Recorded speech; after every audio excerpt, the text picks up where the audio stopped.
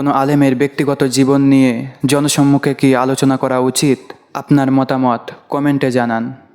আলেমদের সম্মান বিতর্ক যখন ব্যক্তিগত, সোশ্যাল মিডিয়ায় এই সময়ে আমাদের করণীয় কি? আলেমদের ব্যক্তিগত জীবন নিয়ে সোশ্যাল মিডিয়ায় আজকাল আমরা যা দেখছি তা কি ঠিক? একজন আলেমকে কিভাবে বিচার করা উচিত?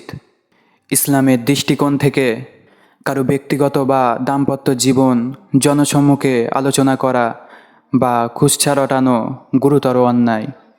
অভিযোগ সত্য হোক বা মিথ্যা, ব্যক্তিগত বিষয়ে এভাবে প্রচার করা ইসলাম সমর্থন করে না। একজন আলেমের মূল্যায়ন হওয়া উচিত তার জ্ঞান, দাওয়াত এবং সমাজের জন্য অবদানের ভিত্তিতে, তার ব্যক্তিগত ভুলের ভিত্তিতে নয়।